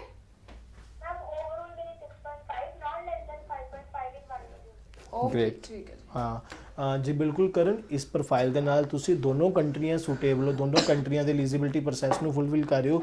ਬਟ ਜੋ ਤੁਸੀਂ ਇੱਕ ਰਿਮਾਰਕੇਬਲ ਪੁਆਇੰਟ ਰੱਖਿਆ ਕਿ ਯਾਰ ਮੇਨ ਇਨਟੇਕ ਹੀ ਚਾਹੀਦਾ, ਸੋ ਗੁੜੀਆ ਇਸ ਟਾਈਮ ਤੁਸੀਂ ਕੈਨੇਡਾ ਦਾ ਮੇਨ ਇਨਟੇਕ ਤਾਂ ਲੈ ਸਕਦੇ ਹੋ, ਪਰ ਲੇਕਿਨ randomly according to your choice ਅਸੀਂ ਤੁਹਾਨੂੰ ਉਹ ਚੀਜ਼ ਪ੍ਰੋਵਾਈਡ ਨਹੀਂ ਕਰ ਸਕਦੇ। ਜੇ ਤੁਸੀਂ ਕਹਿੰਦੇ ਹੋ ਕਿ ਮੇਨ ਇਨਟੇਕ ਦੇ ਵਿੱਚ ਇਸ ਟਾਈਮ ਮੈਂ ਜਾਣਾ ਹੀ ਅੰਟਾਰੀਓ ਸਾਈਡ ਹੈ, BC ਸਾਈਡ ਹੈ, ਹੋ ਸਕਦਾ ਤੁਹਾਨੂੰ ਉਹ ਏਰੀਆ ਨਾ ਮਿਲੇ, ਹੋ ਸਕਦਾ ਤੁਹਾਨੂੰ ਅੰਟਾਰਕਟਿਕ ਸਾਈਡ ਜਾਣਾ ਪਵੇ। ਬਾਕੀ ਇਸ ਪ੍ਰੋਫਾਈਲ ਦੇ ਨਾਲ ਜੇ ਤੁਸੀਂ ਆਸਟ੍ਰੇਲੀਆ ਕਰਦੇ ਹੋ definitely according to your choice, ਇਹਨਾਂ ਦੀ ਚੁਆਇਸ ਦੇ ਅਕੋਰਡਿੰਗ ਤੁਹਾਨੂੰ ਉਹ ਚੀਜ਼ ਮਿਲ ਜੂਗੀ। ਹੁਣ ਬਟ ਲਾਈਨ ਅਪ ਰਹੂਗਾ, ਕੱਲਾ ਇਨਟੇਕ ਨੂੰ ਹਾਸਿਲ ਕਰਨਾ ਹੀ ਸਾਡੇ ਲਈ ਉਹ ਨਹੀਂ ਹੈਗਾ। ਇਹਦੇ ਨਾਲ ਸਾਨੂੰ ਇਹ ਵੀ ਚਾਹੀਦਾ ਹੋਗਾ ਕਿ ਕਿਸ ਕੰਟਰੀ ਦੇ ਪ੍ਰੋਸੈਸ ਨੂੰ, ਕਿ ਮਤਲਬ ਜੇ ਆਪਾਂ ਆਸਟ੍ਰੇਲੀਆ ਕਰਦੇ ਹਾਂ ਤੁਹਾਡਾ ਫੈਮਿਲੀ ਬੈਕਗ੍ਰਾਉਂਡ ਕੀ ਹੈ, ਕਿ ਕਿਸ ਕੰਟਰੀ ਦੇ ਫਾਈਨੈਂਸ਼ੀਅਲ ਬੈਕਗ੍ਰਾਉਂਡ ਨੂੰ ਤੁਸੀਂ ਓਵਰਕਮ ਕਰਦੇ ਹੋ। ਸੋ ਸਾਡੇ ਜਿਹੜੇ ਨੀਚੇ ਦਿੱਤੇ ਗਏ ਨੰਬਰ ਤੁਸੀਂ ਆਪਣੇ ਪੇਪਰ ਜਿਹੜੇ ਹੈਗੇ WhatsApp ਕਰੋ, ਕਿ ਜੋ ਸਾਡਾ ਵੈਲ ਟ੍ਰੇਨਡ ਸਟਾਫ ਹੈਗਾ ਤੁਹਾਨੂੰ ਪਾਰਟਿਕੂਲਰ ਅਸੈਸ ਕਰਕੇ ਤੁਹਾਨੂੰ ਪ੍ਰੋਪਰਲੀ ਕਲੀਅਰ ਕੀਤਾ ਜਾਊਗਾ ਕਿ ਤੁਹਾਡਾ ਪ੍ਰੋਫਾਈਲ ਦੇ ਨਾਲ ਨਾਲ ਜੋ ਇਹ ਬਹੁਤ ਵੱਡਾ ਇੱਕ ਕੁਐਸਚਨ ਆ ਮੈਮ, ਕਿ ਸਿਰਫ ਅਸੀਂ ਪ੍ਰੋਫਾਈਲ ਦੇ ਉੱਤੇ ਹੀ ਆਪਣੇ ਆਪ ਨੂੰ ਜੱਜ ਕਰ ਲੈਂਦੇ ਆ। ਕਿਤੇ ਨਾ ਕਿਤੇ ਸਾਨੂੰ ਇਹ ਵੀ ਚਾਹੀਦਾ ਹੈ ਕਿ ਜੋ ਸਾਡੇ ਪੇਰੈਂਟ, ਜੋ ਸਾਡੇ ਗਾਰਡੀਅਨਸ ਹੈਗੇ ਆ, ਕਿ ਜੋ ਉਹਨਾਂ ਦਾ ਫਾਈਨੈਂਸ਼ੀਅਲੀ ਸੋਰਸਿਸ ਹੈਗਾ, ਆਊਟਸੋਰਸ ਹੈਗਾ, ਉਹ ਕਿਸ ਕੰਟਰੀ ਦੇ ਬਜਟ ਨੂੰ ਅਫੋਰਡੇਬਲ ਹੈਗਾ। ਸੋ ਇਹ ਵੀ ਚੀਜ਼ ਸਾਡੇ ਲਈ ਇੱਕ ਬਹੁਤ ਵੱਡਾ ਇੱਕ ਕਹਿ ਲਓ ਕਿ ਐਗਜ਼ਾਮਪਲ ਹੈ। ਜੇ ਤੁਸੀਂ ਰਿਜ਼ਲਟ ਵਧੀਆ ਲੈਣਾ ਹੈ ਤਾਂ ਕੱਲਾ ਆਪਣੇ ਆਈਲੈਟਸ ਦੇ ਉੱਤੇ, ਅਕੈਡਮਿਕ ਸਕੋਰ ਦੇ ਉੱਤੇ ਹੀ ਨਹੀਂ ਆਪਾਂ ਕੰਟਰੀ ਨੂੰ ਡਿਸਾਈਡ ਕਰ ਸਕਦੇ, ਕਿਤੇ ਨਾ ਕਿਤੇ ਆਪਣੇ ਜਿਹੜੇ ਫੈਮਿਲੀ ਦੇ ਜਿਹੜੇ ਆਊਟਸੋਰਸਿਸ ਹੈਗੇ ਆ ਉਹਨਾਂ ਨੂੰ ਵੀ ਨਾਲ ਦੇ ਨਾਲ ਲੈ ਕੇ ਚੱਲਣਾ ਪਊਗਾ। ਬਿਲਕੁਲ ਜੀ, ਇਹ ਬਹੁਤ ਜ਼ਿਆਦਾ ਬਹੁਤ ਵੈਲਿਡ ਕੁਐਸਚਨ ਤੁਸੀਂ ਪੁੱਟ ਕੀਤਾ ਹੈ। ਸਿਰਫ ਪ੍ਰੋਫਾਈਲ ਨਹੀਂ, ਕਈ ਵਾਰੀ ਬਹੁਤ ਚੰਗਾ ਪ੍ਰੋਫਾਈਲ ਹੁੰਦਾ ਪਰ ਹੋਰ ਬੜੀਆਂ ਚੀਜ਼ਾਂ ਦੀ ਦਿੱਕਤ ਆ ਜਾਂਦੀ ਹੈ। ਸੋ WhatsApp ਕਰੋ। ਕਈ ਵਾਰੀ ਇਹ ਵੀ ਹੋ ਜਾਂਦਾ ਕਿ ਬੱਚਾ ਹੁਣ ਮਲੇਰਕੋਟਲਾ ਕਾਫੀ ਦੂਰ ਪੈ ਜਾਂਦਾ ਮੋਹਾਲੀ ਤੋਂ, ਉੱਥੋਂ ਵਿਜ਼ਿਟ ਕਰੇ, ਤੁਸੀਂ ਪ੍ਰੋਫਾਈਲ ਦੇਖ ਕੇ ਮਨਾ ਕਰ ਦੋ। ਸੋ ਬੈਟਰ ਇਹ ਨਹੀਂ ਹੈਗਾ ਕਿ ਪਹਿਲਾਂ ਆਪਣੇ ਡਾਕੂਮੈਂਟ ਭੇਜੋ ਫਿਰ ਤੁਹਾਡਾ ਕਾਲ ਬੈਕ। ਜੋ ਸਾਡੇ ਆਫਿਸ ਦਾ ਕ੍ਰਾਈਟੇਰੀਆ ਹੈਗਾ ਕਿ ਜੋ ਵੀ ਆਊਟਸੋਰਸ ਆਪਾਂ ਇੱਕ ਕਹਿ ਲਓ ਕਿ ਇੱਕ ਏਰੀਆ ਫਾਈਨਲਾਈਜ਼ ਕੀਤਾ ਹੋਇਆ ਹੈ ਕਿ ਜੋ ਵੀ ਸਾਡੇ ਕੋਲ ਆਊਟਸਾਈਡ 50 ਕਿਲੋਮੀਟਰ ਦੇ ਦਾਇਰੇ ਤੋਂ ਬਾਹਰ ਦੀ ਆਂਦੀ ਹੈ ਤੇ ਅਸੀਂ ਉਹਨਾਂ ਨੂੰ ਬੂਸਟਿੰਗ ਦੇ ਅਕੋਰਡਿੰਗ ਕਿਹਾ ਜਾਂਦਾ ਹੈ ਕਿ ਸਾਡੇ ਕੋਲ ਪਾਰਟਿਕੂਲਰ ਜ਼ੂਮ ਦੇ ਸੈਸ਼ਨਸ ਹੈਗੇ ਆ, WhatsApp ਵੀਡੀਓ ਕਾਲਿੰਗ ਦੇ ਅਸੀਂ ਸੈਸ਼ਨਸ ਪ੍ਰੋਵਾਈਡ ਕਰਦੇ ਹਾਂ। ਹੁਣ ਐਕਚੁਅਲੀ ਇੱਕ ਡਿਸਟੈਂਸ ਬਹੁਤ ਮੈਟਰ ਕਰਦਾ ਹੈ। ਹੁਣ ਬਾਈ ਡਿਫਾਲਟ ਹੈ ਜੋ ਆਪਾਂ ਸਰਵਿਸਿਜ਼ ਦੇ ਰਹੇ ਹਾਂ ਇਹਦੇ ਮਲੇਰਕੋਟਲੇ ਵੀ ਇਮੀਗ੍ਰੇਸ਼ਨਸ ਹੈਗੇ ਆ, ਉਹ ਵੀ ਦੇ ਰਿਹਾ। ਵਾਈ ਅਸੀਂ ਕਿਉਂ? ਸੋ ਪਾਰਟਿਕੂਲਰ ਪ੍ਰੋਪਰਲੀ ਅਸੀਂ ਜੋ ਵੀ ਅਸੈਸਮੈਂਟ ਲੈਂਦੇ ਆ ਆਪਾਂ ਲਾਇਰ ਪੈਨਲ ਤੇ ਲੈਂਦੇ ਆ, ਪਾਰਟਿਕੂਲਰ ਐਨਾਲਾਈਜ਼ ਕਰਦੇ ਆ ਕਿ ਇਸ ਪ੍ਰੋਫਾਈਲ ਦੇ ਨਾਲ ਜੋ ਅਸੀਂ ਗੱਲ ਕਰਦੇ ਆ। ਸੋ ਇਹਨਾਂ ਨੂੰ ਇਸ ਲਈ ਅਸੀਂ ਗਾਈਡ ਕੀਤਾ ਹੈ ਕਿ ਇਨੀਸ਼ੀਏਟ ਤੁਸੀਂ ਜਸਟ ਆਪਣੇ ਡਾਕੂਮੈਂਟ ਸਾਨੂੰ ਭੇਜੋ ਕਿ ਜੋ ਸਾਡਾ ਵੈਲ ਟ੍ਰੇਨਡ ਸਟਾਫ ਹੈਗਾ ਪਾਰਟਿਕੂਲਰ ਤੁਹਾਨੂੰ ਅਸੈਸ ਕਰਦੇ ਕਿ ਤੁਹਾਨੂੰ ਇਸ ਲੋਕੇਸ਼ਨ ਦੇ ਵਿੱਚ ਇਸ ਟਾਈਮ ਇਹ ਕੋਰਸ, ਇਹ ਕਾਲਜ ਮਿਲ ਰਿਹਾ, ਇਹ ਇਹਦਾ ਫੀਸ ਸਟਰਕਚਰ ਹੈਗਾ ਤੇ ਇਹ ਕੰਟਰੀ ਦਾ ਪ੍ਰੋਸੈਸ ਹੈ। ਤੇ ਜੋ ਜਿਸ ਚੀਜ਼ ਨੂੰ ਤੁਸੀਂ ਕਮਿਟ ਕਰੋਗੇ, ਜੋ ਤੁਹਾਡਾ ਫੈਮਿਲੀ ਬੈਕਗ੍ਰਾਉਂਡ ਸਪੋਰਟ ਕਰੇਗਾ, ਅਸੀਂ ਉਸ ਕੰਟਰੀ ਦੇ ਪ੍ਰੋਸੈਸ ਨੂੰ ਲੈ ਸਕਦੇ ਹਾਂ। ਬਿਲਕੁਲ ਜੀ ਬਿਲਕੁਲ। ਨੰਬਰ ਤੁਹਾਡੇ ਕੋਲ ਆ ਗਏ ਨੇ SS ਮੋਹਾਲੀ ਦੇ। ਸੋ ਪਹਿਲਾਂ ਆਪਣੇ ਡਾਕੂਮੈਂਟ ਭੇਜੋ, ਉਸ ਤੋਂ ਬਾਅਦ ਪ੍ਰੋਪਰ ਤੁਹਾਡੇ ਡਾਕੂਮੈਂਟ ਨੂੰ ਸਟੱਡੀ ਕਰਕੇ ਤੁਹਾਨੂੰ ਦੱਸ ਦਿੱਤਾ ਜਾਏਗਾ ਕਿ ਹਾਂ ਤੁਹਾਡਾ ਵੀਜ਼ਾ ਆ ਸਕਦਾ ਹੈ ਕਿ ਨਹੀਂ ਆ ਸਕਦਾ। ਸੋ ਤਾਂ ਹੀ ਤੁਸੀਂ ਪਹੁੰਚੋ ਜਦ ਤੁਹਾਨੂੰ ਕਾਲ ਬੈਕ, ਕਿਉਂਕਿ ਇਹ ਉਹਨਾਂ ਲਈ ਹੈ ਚਲੋ ਠੀਕ ਹੈ ਤੁਸੀਂ ਲੋਕਲ ਰਹਿੰਦੇ ਹੋ ਆਸ-ਪਾਸ ਦੇ ਏਰੀਆ 'ਚੋਂ ਤੁਹਾਡਾ ਚੱਕਰ ਲੱਗ ਵੀ ਗਿਆ ਤਾਂ ਕੋਈ ਗੱਲ ਨਹੀਂ, ਪਰ ਜਦੋਂ ਦੂਰ ਦੇ ਸਟੂਡੈਂਟਸ ਹੁੰਦੇ ਨੇ ਫਿਰ ਬੜੀ ਮੁਸ਼ਕਿਲ ਆਉਂਦੀ ਹੈ ਕਿ ਇੰਨੀ ਠੰਡ ਦੇ ਵਿੱਚ ਤੁਸੀਂ ਆਉਣਾ ਤੇ ਅੱਗੋਂ ਮਨਾ ਕਰ ਦਿੱਤਾ ਜਾਏ। ਅਗਲੇ ਕਾਲਰ, ਹੈਲੋ। ਹੈਲੋ ਸਤਿ ਸ਼੍ਰੀ ਅਕਾਲ ਮੈਮ। ਸਤਿ ਸ਼੍ਰੀ ਅਕਾਲ ਜੀ, ਕੌਣ ਗੱਲ ਕਰ ਰਹੇ ਹੋ? ਮੈਮ ਮੈਂ ਰਜਤ ਗੱਲ ਕਰ ਰਿਹਾ ਫਤਿਹਗੜ੍ਹ ਤੋਂ। ਹਾਂਜੀ ਦੱਸੋ ਜੀ, ਸਵਾਲ ਦੱਸੋ। ਮੈਂ ਯੂਕੇ ਲਈ ਕੁਐਰੀ ਸੀਗੀ, ਰੀਸੈਂਟਲੀ ਮੇਰੇ ਰਿਫਿਊਜ਼ ਆਈ ਹੈ ਕੈਨੇਡਾ ਤੋਂ। ਤਾਂ ਮੇਰੇ 2 ਮੋਡਿਊਲ 5.5 ਸੀਗੇ 6 ਓਵਰਆਲ। ਓਕੇ ਠੀਕ ਹੈ। ਹਾਂਜੀ ਤੇ ਸਟੱਡੀ ਕੀ ਕੀਤੀ ਹੈ?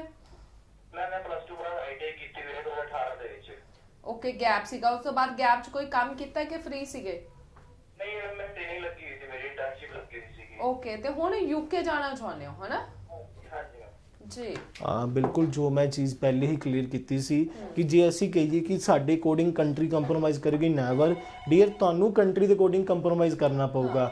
ਹੁਣ ਤੁਸੀਂ ਆਈਟੀਆਈ ਕੀਤੀ ਹੈ, you don't have a particular properly justification, ਤੁਸੀਂ ਕੈਨੇਡਾ ਨੂੰ ਅਪਰੋਚ ਕਰ ਰਹੇ ਹੋ ਔਰ ਤੁਹਾਨੂੰ ਵੀ ਪਤਾ ਹੈ ਕੈਨੇਡਾ ਤੁਹਾਡੇ ਪੇਪਰ ਵਰਕਸ ਨੂੰ ਲੈ ਕੇ ਬਹੁਤ ਜ਼ਿਆਦਾ ਸੀਰੀਅਸ ਹੈ।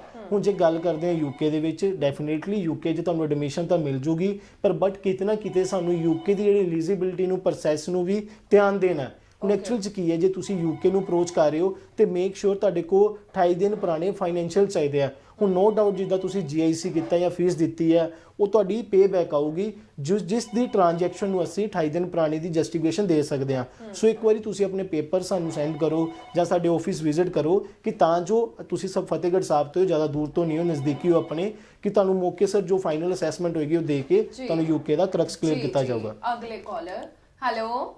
ਹੈਲੋ ਸਤਿ ਸ਼੍ਰੀ ਅਕਾਲ ਮੈਮ। ਸਤਿ ਸ਼੍ਰੀ ਅਕਾਲ ਜੀ, ਕੌਣ ਗੱਲ ਕਰ ਰਹੇ ਹੋ? ਰਣਦੀਪ ਗੱਲ ਕਰ ਰਹੀ ਹਾਂ ਮੈਮ, ਬਠਿੰਡਾ ਤੋਂ। ਹਾਂਜੀ ਰਣਦੀਪ, ਦੱਸੋ ਸਵਾਲ ਕੀ ਹੈ? ਮੈਮ ਮੈਂ ਨਾ ਆਪਣੀ ਪ੍ਰੋਫਾਈਲ ਪੁੱਛਣੀ ਸੀ ਕਿ ਮੇਰਾ ਯੂਕੇ ਹੋ ਸਕਦਾ, ਕਿਉਂਕਿ ਮੇਰਾ 3 ਵਾਰ ਪਹਿਲਾਂ ਕੈਨੇਡਾ ਰਿਫਿਊਜ਼ ਹੈ ਜੀ। ਓਕੇ, ਕਿਉਂ ਆਈ ਰਿਫਿਊਜ਼ਲ? ਮੈਮ ਐਕਚੁਅਲੀ ਡਾਕੂਮੈਂਟ ਕੋਈ ਗਲਤ ਲਗਾਤਾ ਸੀ, ਜਿੱਥੋਂ ਫਾਈਲ ਲਗਵਾਈ ਸੀ ਨਾ, ਅਸੀਂ ਜਿਹੜੇ ਡਾਕੂਮੈਂਟ ਦਿੱਤੇ ਸੀ ਉਹਨਾਂ ਨੇ ਡਾਕੂਮੈਂਟ ਨਹੀਂ ਲਗਾਏ ਸਾਡੇ। ਗੈਪ ਸੀ ਐਕਚੁਅਲੀ ਮੇਰਾ 2 ਇਅਰ ਦਾ। ਠੀਕ ਹੈ ਜੀ, ਗੈਪ ਸੀਗਾ। ਓਕੇ, ਤੇ ਤੁਹਾਡਾ ਕੀ ਪ੍ਰੋਫਾਈਲ ਕੀ ਹੈ? ਮੈਮ ਗ੍ਰੈਜੂਏਸ਼ਨ ਹੈ 2019 ਦੇ ਵਿੱਚ। 2019 ਚ, ਤੇ ਆਇਲਸ ਚ ਕਿੰਨੇ ਬੈਂਡ ਨੇ?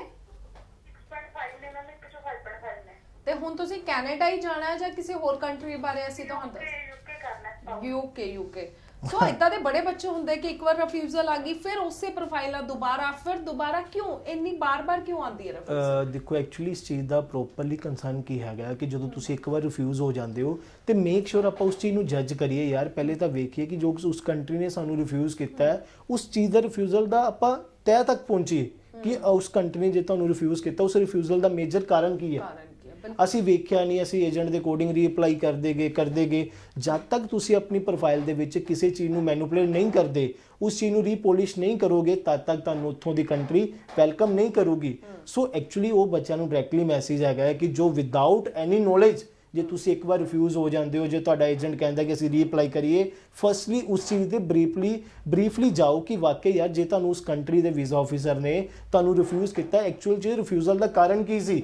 ਹੁਣ ਆਪਾਂ ਕਹੀਏ ਕਿ ਯਾਰ 5.5 ਤੇ ਇੱਕ ਵਾਰ ਰਿਫਿਊਜ਼ ਹੋ ਕੇ ਦੁਬਾਰਾ ਲਾ ਦੇ ਕਿ ਵੀਜ਼ਾ ਆ ਜਾਊਗਾ, ਉਹਦੇ ਨਾਲ ਤੁਹਾਡੀ ਪ੍ਰੋਫਾਈਲ ਖਰਾਬ ਹੋ ਰਹੀ ਹੈ, ਟਾਈਮ ਖਰਾਬ ਹੋ ਰਿਹਾ, ਫਾਈਨੈਂਸ਼ੀਅਲੀ ਲੋਸ ਜਾ ਰਹੇ ਹੋ, ਇਨਟੇਕ ਨਿਕਲ ਰਿਹਾ, ਤੁਹਾਡਾ ਗੈਪ ਉਹ ਪੈ ਰਿਹਾ। ਸੋ ਇਹ ਸਭ ਚੀਜ਼ਾਂ ਨੂੰ ਸਮਝੀਏ। ਹੁਣ ਬਾਕੀ ਜੇ ਮੈਂ ਜੋ ਤੁਸੀਂ ਮੇਰੇ ਕੋਲ ਕੁਐਸਚਨ ਪੁੱਟ ਕੀਤਾ ਯੂਕੇ ਦਾ, ਹਾਂ ਯੂਕੇ ਦੇ ਨਾਲ ਤੁਸੀਂ ਇੱਥੇ ਜਾ ਸਕਦੇ ਹੋ, ਪਰ ਲੇਕਿਨ ਯੂਕੇ ਨੂੰ ਅਪਲਾਈ ਕਰਨ ਤੋਂ ਪਹਿਲੇ ਇਸ ਚੀਜ਼ ਨੂੰ ਸਮਝੋ ਕਿ ਯੂਕੇ ਦੀ ਜੋ ਰਿਕੁਆਇਰਮੈਂਟ ਹੈਗੀ ਹੈ, ਤੁਹਾਡੇ ਕੋਲ 28 ਦਿਨ ਪੁਰਾਣੇ ਫੰਡਸ ਚਾਹੀਦੇ ਆ ਫॉर योर ਕੈਸ਼ ਲੈਟਰ, ਔਰ ਪਲੱਸ ਇਹਦੇ ਵਿੱਚ ਜੇ ਤੁਸੀਂ ਐਡਮਿਸ਼ਨ ਲੈਂਦੇ ਹੋ ਸਕਦਾ ਹੈ ਤੁਹਾਨੂੰ ਪਬਲਿਕ ਯੂਨੀਵਰਸਿਟੀ ਦੇ ਵੀ ਲਈ ਆਫਰ ਲੈਟਰ ਦੇ ਲਈ ਜਾਂ at the time of cash letter ਤੁਹਾਨੂੰ ਇੰਟਰਵਿਊ ਦੇ ਲਈ ਵੀ ਪ੍ਰਿਪੇਅਰ ਹੋਣਾ ਪਊਗਾ। ਬਿਕੋਜ਼ ਰੀਜ਼ਨ ਕੀ ਹੈ ਕਿ ਆਲਰੇਡੀ ਇਹ ਬੱਚਾ 3 ਵਾਰ ਰਿਫਿਊਜ਼ ਹੈ।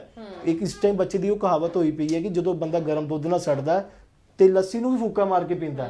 ਸੋ ਜੇ ਅਸੀਂ ਕਿਸੇ ਵੀ ਕੰਟਰੀ ਨੂੰ ਕਰਦੇ ਆ ਤੇ ਪਹਿਲੇ ਸਾਨੂੰ ਆਪਣੇ ਲੈਵਲ ਤੇ ਪ੍ਰੋਪਰਲੀ ਸ਼ੋਰ ਹੋਣਾ ਚਾਹੀਦਾ ਹੈ ਕਿ ਤਾਂ ਜੋ ਕੱਲ ਨੂੰ ਤੁਹਾਡੇ ਕੇਸ ਦੇ ਵਿੱਚ ਸਾਡੀ 1 ਰੁਪਏ ਦੀ ਵੀ ਸਿੰਗਲ ਪੈਨੀ ਦਾ ਵੀ ਰਿਸਕ ਨਾ ਹੋਵੇ। ਬਿਲਕੁਲ ਜੀ। ਅਗਲੇ ਕਾਲਰ, ਹੈਲੋ। ਸਤਿ ਸ਼੍ਰੀ ਅਕਾਲ, ਕੌਣ ਗੱਲ ਕਰ ਰਹੇ ਹੋ? ਹਾਂਜੀ ਸਤਿ ਸ਼੍ਰੀ ਅਕਾਲ ਜੀ, ਮੈਂ ਜਤਿੰਦਰ ਗੱਲ ਕਰ ਰਿਹਾ ਜੀ। ਹਾਂਜੀ ਜਤਿੰਦਰ, ਕਿੱਥੋਂ ਗੱਲ ਕਰ ਰਹੇ ਹੋ ਤੇ ਸਵਾਲ ਕੀ ਹੈ? ਮੈਂ ਜੀ ਅੰਮ੍ਰਿਤਸਰ ਤੋਂ ਗੱਲ ਕਰ ਰਿਹਾ ਸੀਗਾ। ਮੈਂ ਨਾ ਜੀ ਆਰਟਸ ਕੀਤੀ ਹੋਈ ਆ, ਮੇਰੇ 6 ਓਵਰਆਲ ਹੈਗੇ ਜੀ, 2 ਚ 5.5 ਨੇਗੇ, ਤੇ ਮੈਂ +2 ਦੀ ਕੀਤੀ 2017 ਚ। ਤੇ ਉਹ ਜੀ ਸੀਗਾ ਜੀ ਮੈਂ ਕੈਨੇਡਾ ਵਾਸਤੇ ਕਰਨਾ ਅਪਲਾਈ। ਤੇ 2017 ਤੋਂ ਬਾਅਦ ਕੀ ਕੀਤਾ ਤੁਸੀਂ? ਉਹ ਤੋਂ ਬਾਅਦ ਜਿਹਦਾ ਕੁਝ ਨਹੀਂ ਕੀਤਾ ਜੀ, ਫ੍ਰੀ ਸੀਗੇ। ਓਕੇ, ਸੋ 2 ਚੋਂ 5.5 ਪੰਜ। ਗੈਪ ਵੀ ਕਾਫੀ ਹੈ। ਬਿਲਕੁਲ ਦੇਖੋ, ਜਦੋਂ ਵੀ 2 ਚੋਂ 5.5 ਦੀ ਗੱਲ ਆਉਂਦੀ ਹੈ, ਜੋ ਬੱਚਾ stick to the one country ਹੈ ਯਾਰ ਜਾਣਾ ਹੀ ਕੈਨੇਡਾ ਹੈ, ਸੋ ਜਦੋਂ ਵੀ 2 ਚੋਂ 5.5 ਵਾਲੀ ਪ੍ਰੋਫਾਈਲ ਆਉਂਦੀ ਹੈ ਤਾਂ ਹਮੇਸ਼ਾ ਮੈਂ ਕਮਿਟ ਕਰਦਾ ਕਿ ਕਾਲਜ ਲੈਵਲ ਦੇ ਨਾਲ ਜੇ ਆਪਾਂ ਯੂਨੀਵਰਸਿਟੀ ਲਈਏ, ਕਿਉਂਕਿ ਯੂਨੀਵਰਸਿਟੀ ਦਾ ਮੀਨਸ ਕਿ ਬੱਚੇ ਦਾ ਇੰਟੈਂਸ਼ਨ ਕਲੀਅਰ ਹੈ ਕਿ ਜਸਟ ਸਟੱਡੀ ਲਈ ਜਾਣਾ ਚਾਹੁੰਦਾ ਹੈ। ਪਰ ਲੇਕਿਨ ਐਡਮਿਸ਼ਨ ਦੇ ਨਾਲੋਂ ਪਹਿਲਾਂ ਇਸ ਪ੍ਰੋਫਾਈਲ ਦੇ ਵਿੱਚ ਜੋ ਮੇਜਰ ਕਰੈਕਸ ਹੈਗਾ ਉਹ ਹੈਗਾ ਕਿ ਸਾਡੀ ਗੈਪ ਜਸਟੀਫਿਕੇਸ਼ਨ, ਕਿ ਆਫਟਰ 17 ਟਿਲ ਨਾਓ ਤੱਕ ਦਾ 5 ਸਾਲ ਦੀ ਅਸੀਂ ਕਿਸ ਅਕੋਰਡਿੰਗ ਜਸਟੀਫਾਈ ਕਰਾਂਗੇ।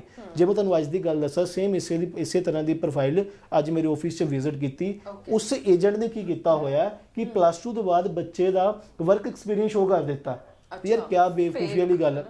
ਦੇਖੋ ਗੱਲ ਫੇਕ ਦੀ ਨਹੀਂ ਹੈਗੀ, ਗੱਲ ਕੀ ਹੈਗੀ ਕਿ ਅਸੀਂ ਜੇ ਆਪਾਂ ਐਮਬੈਸੀ ਲੈਵਲ ਤੱਕ ਸਮਝੀਏ ਕਿ ਯਾਰ ਜੇ ਮੈਂ ਤੁਹਾਨੂੰ ਕਹਾਂ ਕਿ ਤੁਸੀਂ +2 ਬਾਅਦ ਕੋਈ ਕੰਮ ਕੀਤਾ ਹੈ, ਐਮਬੈਸੀ ਉਸ ਚੀਜ਼ ਨੂੰ ਨਹੀਂ ਮੰਨਦੀ, ਕਿਉਂਕਿ ਜਦ ਤੱਕ ਤੁਹਾਡੇ ਕੋਲ ਸਪੈਸ਼ਲਾਈਜੇਸ਼ਨ ਨਹੀਂ ਹੈਗੀ, ਸਪੈਸ਼ਲਾਈਜੇਸ਼ਨ ਇਨ ਦਾ ਸੈਂਸ ਕਿ ਤੁਹਾਡੇ ਕੋਲ ਡਿਪਲੋਮਾ ਡਿਗਰੀ ਨਹੀਂ ਹੈਗੀ, ਹਾਊ ਇਜ਼ ਇਟ ਪੋਸੀਬਲ ਕਿ ਤੁਸੀਂ ਯਾਰ ਅੱਗੇ ਵਰਕ ਕਰ ਰਹੇ ਹੋ। ਸੋ ਪ੍ਰੋਪਰਲੀ ਜੇ ਯਾਰ ਕਹਿੰਦੇ ਨਾ ਕਿ ਨਕਲ ਵੀ ਅਕਲ ਨਾਲ ਵੱਜਦੀ ਹੈ, ਸੋ ਉਸ ਚੀਜ਼ ਨੂੰ ਥੋੜਾ ਧਿਆਨ ਦਿਓ ਕਿ ਜੇ ਤੁਸੀਂ ਕਰਦੇ ਹੋ ਪ੍ਰੋਪਰਲੀ ਇਹ ਦੇਖੋ ਕਿ ਜੋ ਤੁਸੀਂ ਪੇਪਰਸ ਦੇ ਰਹੇ ਹੋ ਕਿਆ ਇਜ਼ ਇਟ ਪ੍ਰੋਪਰਲੀ ਜਸਟੀਫਾਈਬਲ, ਕਿ ਉਹ ਜਸਟੀਫਿਕੇਸ਼ਨ ਦਿੱਤੀ ਜਾ ਸਕਦੀ ਹੈ। ਕੱਲਾ ਪੇਪਰ ਵਾਲਾ ਮਕਸਦ ਨਹੀਂ ਹੈਗਾ। ਹੁਣ ਮੈਂ ਤੁਹਾਡੀ MBBS ਸ਼ੋ ਕਰਦਾ ਕਿ ਯਾਰ ਉਸ ਚੀਜ਼ ਦਾ ਤੁਹਾਨੂੰ ਕੋਈ ਟਰੈਕ ਵੀ ਹੋਣਾ ਚਾਹੀਦਾ ਨਾ, ਕੱਲ ਨੂੰ ਤੁਸੀਂ SOP ਦੇ ਵਿੱਚ ਕੀ ਦੋਗੇ। ਸੋ ਡੀਅਰ ਇਹਦੇ ਨਾਲ ਜੇ ਤੁਸੀਂ ਕੈਨੇਡਾ ਚਾਹੁੰਦੇ ਹੋ ਤਾਂ ਮੇਕ ਸ਼ੋਰ ਪਹਿਲੇ ਤੁਹਾਡੀ ਪ੍ਰੋਪਰਲੀ ਜਸਟੀਫਿਕੇਸ਼ਨ ਦਿੱਤੀ ਗਈ ਹੋਵੇ, ਔਰ plus according to your work experience ਜੋ ਤੁਹਾਡੀ ਜੌਬ ਡਿਊਟੀਜ਼ ਰਹੇਗੀ। ਐਕਚੁਅਲੀ ਕੀ ਹੈ, ਹੁਣ 17 ਤੋਂ ਬਾਅਦ ਤੁਹਾਡਾ ਇੱਕ ਸਟੱਡੀ ਗੈਪ ਹੈ, ਤੇ ਜਦੋਂ ਤੁਹਾਡਾ 3-4 ਸਾਲ ਦਾ ਸਟੱਡੀ ਗੈਪ ਹੋ ਜਾਂਦਾ ਹੈ ਉਹਨੂੰ ਅਸੀਂ ਕੰਸੀਡਰ ਕਰਦੇ ਹਾਂ ਜੋ ਵੀ ਐਡਮਿਸ਼ਨ ਲੈਂਦੇ ਹਾਂ according to your job duties. So ਜੋ ਆਪਾਂ ਫਰਦਰ ਜੇ ਯੂਨੀਵਰਸਿਟੀ ਲੈਣੇ ਵੀ ਹਾਂ ਤੇ ਜੋ ਜਿਸ ਪੈਟਰਨ ਦੇ ਵਿੱਚ ਤੁਹਾਡਾ ਅਸੀਂ ਗੈਪ ਜਸਟੀਫਾਈ ਕਰਾਂਗੇ ਉਸ ਪੈਟਰਨ ਦਾ ਫਰਦਰ ਕੋਰਸ ਅਸੀਂ ਐਡਮਿਸ਼ਨ ਲਵਾਂਗੇ। ਓਕੇ ਜੀ, ਅਗਲੇ ਕਾਲਰ। ਹੈਲੋ, ਸਤਿ ਸ਼੍ਰੀ ਅਕਾਲ ਜੀ, ਕੌਣ ਗੱਲ ਕਰ ਰਹੇ ਹੋ? ਮੈਂ ਜਤਿੰਦਰ ਬੋਲ ਰਿਹਾ ਜੀ ਪਟਿਆਲੇ ਤੋਂ। ਹਾਂਜੀ ਦੱਸੋ ਜੀ, ਕੀ ਸਵਾਲ ਹੈ? ਮੈਂ ਨਾ ਆਈਲੈਟਸ ਇਕਨੋਮਿਕ ਚ ਫਾਈਬਰ ਆਪਣੇ ਕਿੰਨਾ ਚ ਚੱਲਦਾ ਜੀ। ਓਕੇ, ਆਸਟ੍ਰੇਲੀਆ ਅਪਲਾਈ ਕਰਨਾ ਸੀਗਾ ਜੀ। ਆਸਟ੍ਰੇਲੀਆ ਤੇ ਸਟੱਡੀ ਕੀ ਕੀਤੀ ਹੈ? +2 ਕੀਤੀ ਸੀਗੀ ਜੀ ਰੀਸੈਂਟਲੀ। ਕਿੰਨੇ % ਮਾਰਕਸ? 83 ਹੈ ਜੀ। ਓਕੇ ਠੀਕ ਹੈ ਜੀ। ਸੋ 3 ਚੋਂ 7, 1 ਚੋਂ 5। ਬਿਲਕੁਲ, ਮੈਂ ਤਾਂ ਪ੍ਰੋਫਾਈਲ ਹੀ ਬੜੀ ਕਹਿ ਲਓ ਕਿ ਡਰਾਮੈਟਿਕ ਪ੍ਰੋਫਾਈਲ ਹੈਗੀ ਹੈ। ਐਕਚੁਅਲੀ ਜਤਿੰਦਰ ਡੈਫੀਨੇਟਲੀ ਤੁਸੀਂ ਇਹ 'ਚ ਐਡਮਿਸ਼ਨ ਲੈ ਸਕਦੇ ਹੋ, ਬਟ ਇੱਕ ਵਾਰ ਤੁਸੀਂ ਆਪਣਾ TRF ਦੁਆਰਾ ਚੈੱਕ ਕਰੋ ਕਿ ਵਾਕਈ ਤੁਹਾਡੇ 3 ਚੋਂ 7 ਹੈ ਤੇ 1 ਚੋਂ 5 ਹੈ। ਹਾਂ ਬਿਲਕੁਲ। ਔਰ ਬਾਕੀ ਡੀਅਰ ਜੇ ਚਲੋ ਬਾਈ ਦਾ ਵੀ ਜੇ ਤੁਹਾਡੀ ਏਵੀ ਦੀ ਪ੍ਰੋਫਾਈਲ ਵੀ ਹੈਗੀ ਹੈ, ਇਹਦੇ ਵਿੱਚ ਤੁਸੀਂ ਆਸਟ੍ਰੇਲੀਆ ਦੇ ਲੈਵਲ 1 ਦੇ ਅੱਛੇ ਕਾਲਜਿਸ ਹੈਗੇ ਆ ਜਿਸ 'ਚ ਤੁਸੀਂ ਐਡਮਿਸ਼ਨ ਲੈ ਸਕਦੇ ਹੋ। ਐਡੀਲੇਡ ਸਾਈਡ ਹੈ, ਪਰਥ ਸਾਈਡ ਹੈ, ਕਿਊਜ਼ਲੈਂਡ, ਬ੍ਰਿਸਬੇਨ ਸਾਈਡ ਹੈਗੇ ਆ ਕਿ ਜਿੱਦਾਂ ਦੀ ਰਿਕੁਆਇਰਮੈਂਟ ਹੀ ਜੇ ਤੁਸੀਂ ਰੀਸੈਂਟ ਪਾਸ ਆਊਟ ਹੋ, ਸਿਰਫ ਉਹ 1 ਤੋਂ 2 ਸਾਲ ਪੁਰਾਣਾ ਬੱਚਾ ਲੈਂਦੇ ਆ, ਜਿਵੇਂ ਵੀਕੀ ਪਾਸ ਆਊਟ ਵਾਲਾ ਓਵਰਆਲ 6 ਚੋਂ 5 ਦੀ ਹੈਗੀ ਹੈ। ਪਰ ਬਟ ਜਤਿੰਦਰ ਜਿਵੇਂ ਤੁਹਾਡੀ ਪ੍ਰੋਫਾਈਲ ਅੱਛੀ ਹੈ, ਮੈਂ ਤੁਹਾਨੂੰ ਇਹ ਕਹੂੰਗਾ ਕਿ ਜੇ ਤੁਸੀਂ ਆਸਟ੍ਰੇਲੀਆ ਕਰਦੇ ਹੋ ਤਾਂ ਇਨੀਸ਼ੀਏਟ ਸਭ ਤੋਂ ਪਹਿਲੇ GT ਪ੍ਰੋਸੈਸ ਨੂੰ ਅਪਰੋਚ ਕਰੋ, ਜੈਨੂਇਨ ਟੈਂਪਰੇਰੀ ਐਂਟਰੈਂਟ ਨੂੰ। ਉਹਦੇ ਨਾਲ ਕੀ ਹੈ, ਜੇ ਤੁਹਾਡੀ GT ਕਲੀਅਰ ਹੈ ਡੈਫੀਨੇਟਲੀ ਤੁਹਾਡੇ ਵੀਜ਼ਾ ਚਾਂਸਿਸ ਸਿਕਿਉਰ ਹੈ। ਸੋ ਵਿਦਆਊਟ GT ਕਲੀਅਰ ਕੀਤੇ ਆਸਟ੍ਰੇਲੀਆ ਨੂੰ ਅਪਰੋਚ ਨਾ ਕਰਿਓ। ਬਿਲਕੁਲ ਜੀ। ਅਗਲੇ ਕਾਲਰ। ਹੈਲੋ, ਹੈਲੋ, ਸਤਿ ਸ਼੍ਰੀ ਅਕਾਲ ਮੈਮ। ਸਤਿ ਸ਼੍ਰੀ ਅਕਾਲ ਜੀ, ਕੌਣ ਗੱਲ ਕਰ ਰਹੇ ਹੋ? ਮੈਮ ਮੈਂ ਰਿਤਿਮਾ ਗੱਲ ਕਰ ਰਹੀ ਹਾਂ ਸੰਗਰੂਰ ਤੋਂ। ਹਾਂਜੀ ਰਿਤਿਮਾ, ਦੱਸੋ ਸਵਾਲ ਕੀ ਹੈ? ਮੈਮ ਮੈਨੂੰ ਇਹ ਪੁੱਛਣਾ ਸੀ, ਮੇਰੇ ਨਾ ਓਵਰਆਲ 'ਚ 1 ਚੋਂ 5.5 ਸੀ ਤੇ ਮੇਰੀ ਹੁਣੇ ਮੌਂਟਰੀਅਲ ਤੋਂ ਨਾ ਰਿਫਿਊਜ਼ਲ ਆਈ ਹੈ, ਤੇ ਮੈਂ ਪੁੱਛਣਾ ਸੀ ਵੀ ਮੈਂ ਕੈਨੇਡਾ ਦੁਬਾਰਾ ਰੀਅਪਲਾਈ ਕਰ ਸਕਦੀ ਹਾਂ? ਓਕੇ, ਸਟੱਡੀ ਕੀ ਕੀਤੀ ਹੈ? ਮੈਮ ਮੈਂ +2 ਕੀਤੀ ਹੈ 2019 'ਚ। ਓਕੇ, ਕਿੰਨੇ % ਨੰਬਰ ਆਏ ਸੀਗੇ ਤੇ 2019 ਤੋਂ ਬਾਅਦ ਕੀ ਕੀਤਾ? 2 ਸਾਲ ਦਾ ਗੈਪ ਹੋ ਗਿਆ।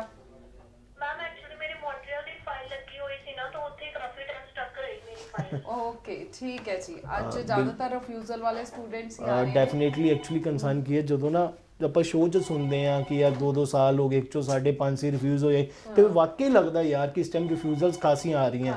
ਇਸ ਲਈ ਕਿਹਾ ਜਾਂਦਾ ਹੈ 2 ਸਾਲ ਬਰਬਾਦ ਹੋ ਡੈਫੀਨੇਟਲੀ ਮੈਮ, ਐਕਚੁਅਲੀ ਕੰਸਰਨ ਕੀ ਹੈਗਾ, ਇਸ ਲਈ ਕਿਹਾ ਜਾਂਦਾ ਕਿ ਫॉर योर ਫਾਈਲਿੰਗ ਸਹੀ ਏਜੰਟਸ ਦੀ ਗਾਈਡਲਾਈਨਸ ਬਹੁਤ ਮਸਟ ਹੈ। ਹੁਣ ਮੈਂ ਧੱਕੇ ਨਾਲ ਹੀ ਤੁਹਾਡੀ ਫਾਈਲ ਮੌਂਟਰੀਅਲ ਜੇ ਸਟਕ ਕੀਤੀ ਰੱਖੀ, ਮੈਂ ਵਿਡਰੋ ਨਹੀਂ ਕੀਤੀ, ਜਿਹਦੇ ਨਾਲ ਕੀ ਹੈਗਾ ਕਿ ਬੱਚੇ ਦਾ ਆਪਾਂ ਰਿਜ਼ਲਟ ਦੀ ਵੇਟ ਕਰਦੇ ਰਹੇ, ਬੱਚੇ ਦੀ ਪ੍ਰੋਫਾਈਲ ਦੇ ਵਿੱਚ ਗੈਪ ਪੈਂਦਾ ਰਿਹਾ। ਸੋ ਇਸੇ ਦੇ ਵਿੱਚ ਮੈਂ ਚਾਹਨਾ ਕਿ ਬਿਲਕੁਲ ਰਿਧਿਮਾ ਤੁਸੀਂ ਰੀਅਪਲਾਈ ਕਰ ਸਕਦੇ ਹੋ। ਤੁਹਾਡੇ ਕੋਲ ਸੋਲਿਡ ਐਵੀਡੈਂਸ ਵੀ ਹੈਗਾ ਕਿ ਕਿਊਬਿਕ ਦੇ ਰਿਜ਼ਲਟ ਕਿਵੇਂ ਦੇ ਸੀ ਕਿਵੇਂ ਦੇ ਨਹੀਂ, ਬਟ ਫਿਰ ਵੀ ਇਸ ਟਾਈਮ ਤੁਸੀਂ ਜੇ ਮੇਨ ਟੇਕ ਨੂੰ ਅਪਰੋਚ ਕਰਨਾ ਚਾਹੁੰਦੇ ਹੋ ਤੇ ਅਸੀਂ ਪਾਰਟਿਕੂਲਰ ਐਜ਼ ਅਰਲੀਅਰ ਤੁਸੀਂ ਆਪਣੀ ਐਪਲੀਕੇਸ਼ਨ ਪੰਚ ਕਰੋ ਕਿ ਤਾਂ ਜੋ ਤੁਹਾਡਾ ਤੀਜੇ ਸਾਲ ਦਾ ਗੈਪ ਸਟਾਰਟ ਨਾ ਹੋਏ।